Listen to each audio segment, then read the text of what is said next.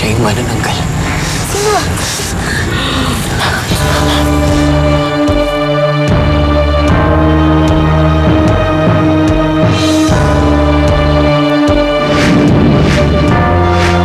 Pwede? Ngayon na. Dali. Gusto mo. Please. Tandaan. Kitty. Please, sakay nyo na to.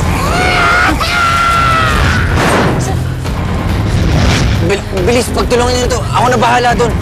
Samboy! Sige, ma'am. Ako na bahala.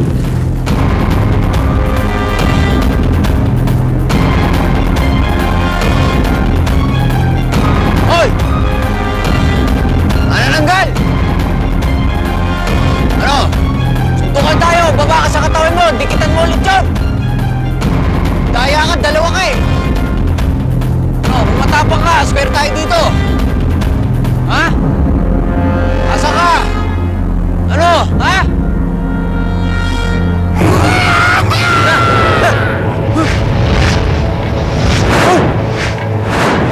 Oh, ano? Ba't ka lumalayo?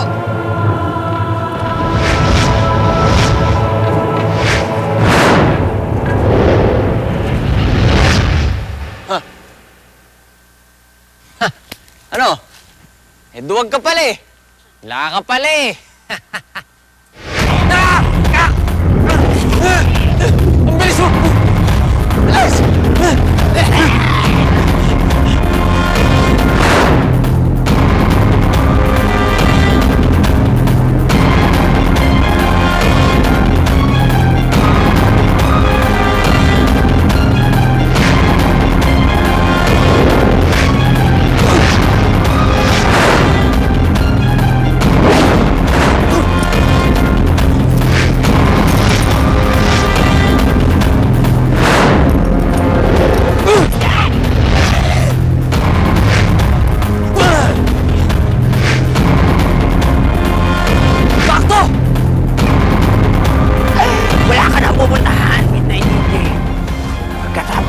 Mga kaibigan mo naman.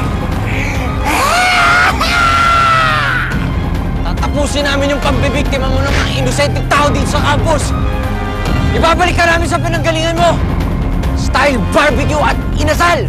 Bro, halika! Halimaw!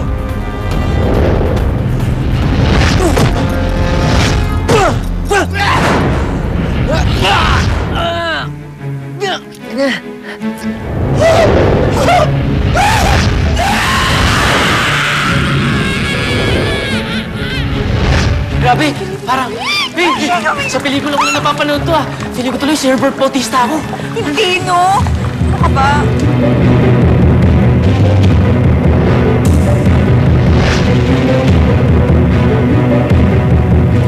Samboy!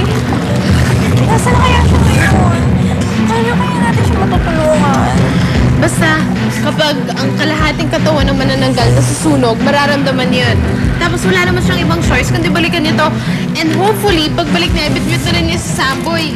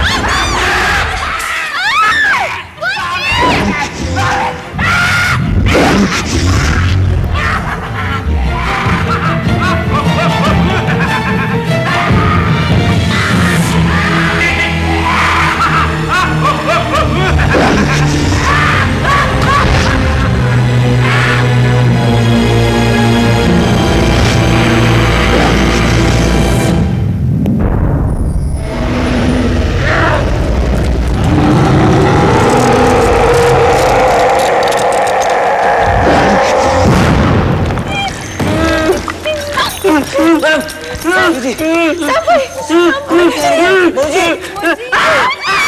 Don't touch me! Don't touch me! No! Don't touch me!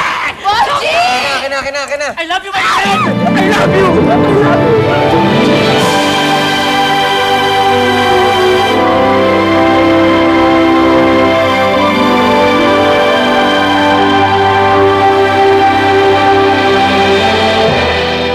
Hindi maganda ang pagbintangan natin ng isang tao dahil ang binigyan natin ng ibang kulay ang pakikisama niya sa isang tao.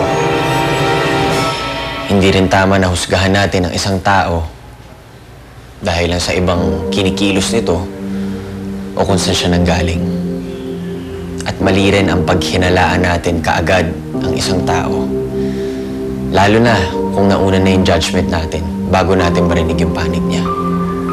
Dahil sabi nga ng tatay ko, kadalasan, kung sino pa yung mukhang inosente, yun ang salarin. Muli, ito po si Samboy, ang inyong Midnight DJ, na nagpapasalamat sa Polytechnic University of Panay. Hanggang sa susunod nating katatakutan. Thank you. Balik tayo. Cho, kita na mga next time, ha? Sige. Ano, guys? Picture, ha? Galing. Okay. Bakit mo, ha? Thank you, guys!